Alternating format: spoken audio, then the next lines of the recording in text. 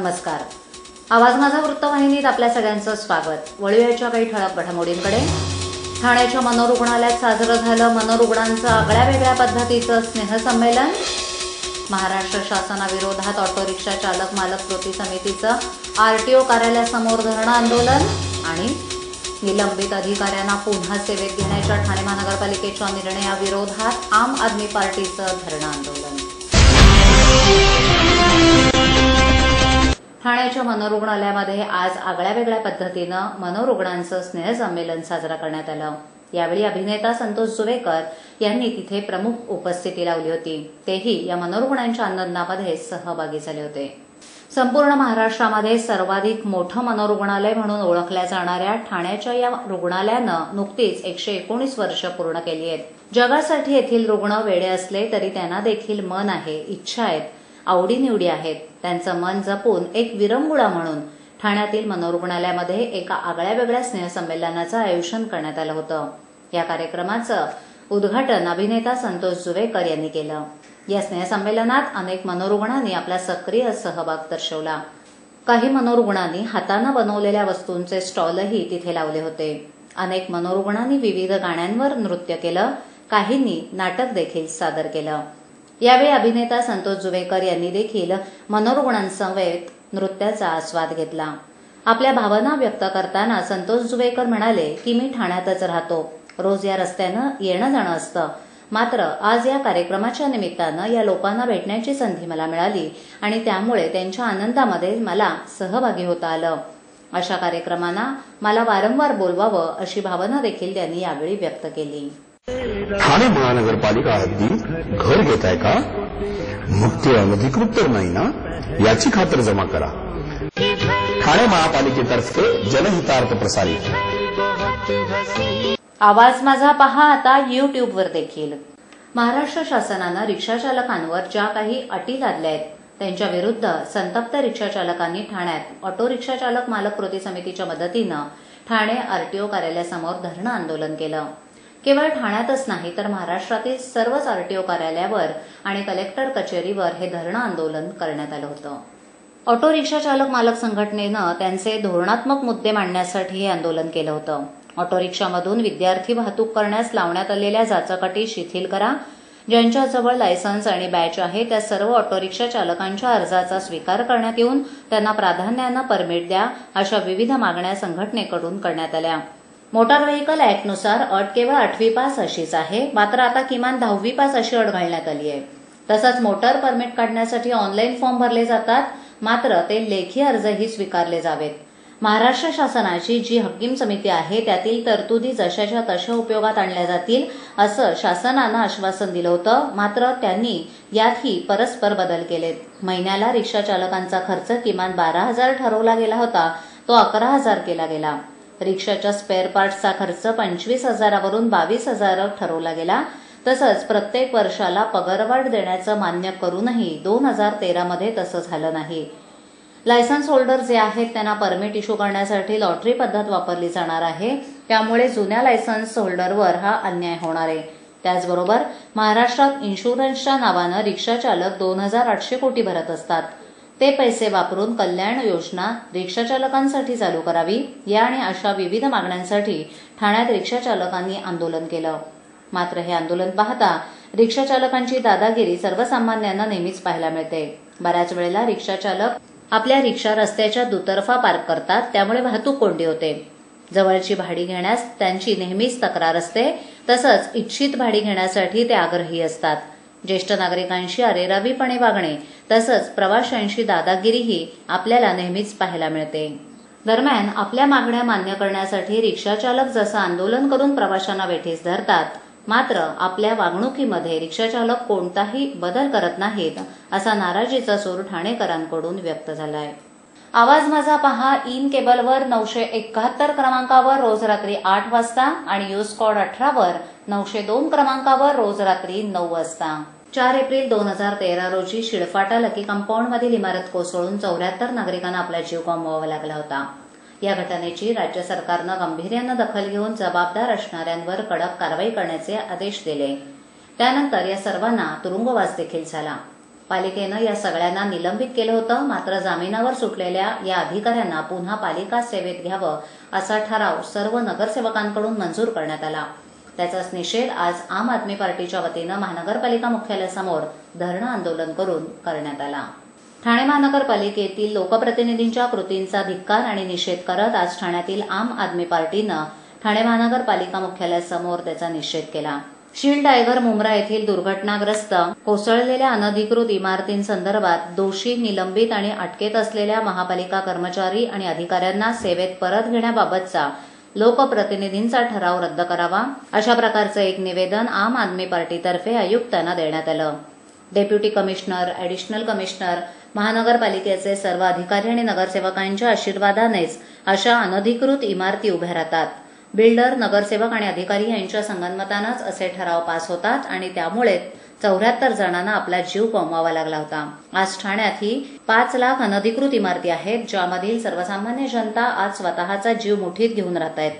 असंच जर चालू राहिलं तर अनेक ठाणेकरांना आपला जीव गमवावा लागेल. यासाठी या कृतीचा निषेध म्हणून आम्ही हे आंदोलन केलंय.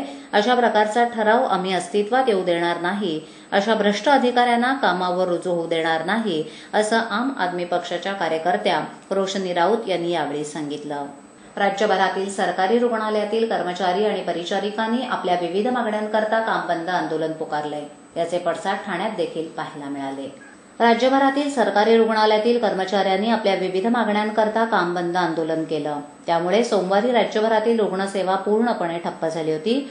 तर चतुर्थ श्रेणी कर्मचारी आणि परिचारिकांचं स्वतंत्र आंदोलन झालं. त्याला इतर कर्मचाऱ्यांनी पाठिंबा दिला आणि काम बंद आंदोलनामध्ये ते सहभागी झाले. यात ठाण्यातील परिचारिकांचाही संप पाहायला मिळाला. रुग्णांचे मात्र या दरम्यान अतोनात हाल झाले. परिचारिकांना तुटपुंजा गणवेश भत्ता मिळतो, त्यात वाढ करावी. राज्यभरातील परिचारकांची रिक्त पदे भरावीत. बंद केलेला जनरल नर्सिंग कोर्स सुरू करावा.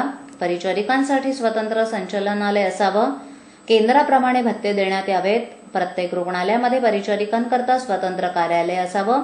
रात्रीच्या ड्युटीवरील परिचारिकांना संरक्षण द्यावं इत्यादी मागण्यांसाठी राज्यभरासह ठाण्यातही परिचारिकांनी बेमुदत संपाचं हत्यार उपसलंय. मंगळवारी वैद्यकीय शिक्षण आणि संशोधन विभाग सचिव हे प्रश्न सोडवण्यासाठी बैठक घेणार आहेत. यात तोडगा न निघाल्यास संप सुरूच ठेवण्याचा निर्णय महाराष्ट्र गव्हर्नमेंट नर्सेस फेडरेशननं घेतलाय. परिचारिका आणि इतर कर्मचाऱ्यांना जोपर्यंत न्याय मिळत नाही तोपर्यंत रुग्णसेवा वाऱ्यावरच असल्याचं दिसून येतंय.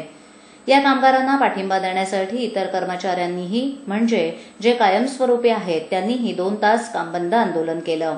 यामुळे चतुर्थ श्रेणी परिचारिका तसंच इतर कर्मचारी दिवसभर कामावर हजर नसल्यानं रुग्णांचे प्रचंड हाल झाले. बाबा, उद्या फी भरावीच लागणार. पैसे पाठवू कसे? सोपं आहे. TJSB मध्ये खातं आहे? हो आहे. गुड. एटीएम कार्ड आहे? मग पैसे इथल्या शाखेत टाका आणि त्याला कुठल्याही ATM मधनं काढायला सांगा. बँक नेटवर्कच्या कुठल्याही ATM मध्ये तुम्ही TJSBचे ATM कार्ड वापरू शकता. बाबा, पैसे मिळाले. आता बँकिंग इज नो टेन्शन यार. आवाज माझा पहा आता YouTubeवर देखील.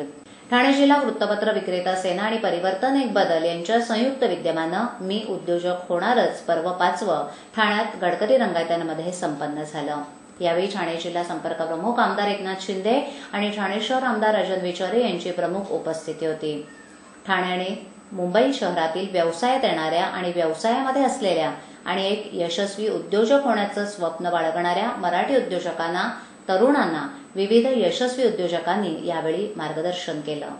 ठाणे जिल्हा वृत्तपत्र विक्रेता सेवा आणि परिवर्तन एक बदल यांच्या संयुक्त विद्यमानं आयोजित मी उद्योजक होणारचचे 5वं पर्व गडकरी रंगायतांमध्ये संपन्न झालं. या पर्वात यशस्वी उद्योजकांनी यशाचं रहस्य उलगडून दाखवलं.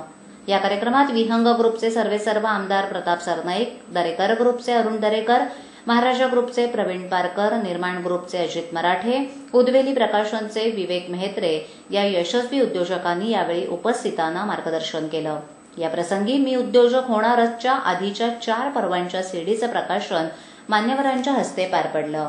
फिटनेस, हाऊसकीपिंग, सिक्युरिटी सेवा देण्यात अग्रगण्य असलेल्या दरेकर ग्रुपचे अरुण दरेकर यांनी उद्योजक होण्यासाठी जिद्द, आपल्या क्षेत्राचं ज्ञान, सकारात्मक दृष्टिकोन, सातत्य इत्यादी आवश्यक असल्याचं सांगत उद्योग करताना रिस्क घेणं हे महत्वाचं असून त्याशिवाय उद्योग करताच येत नाही असं सांगितलं.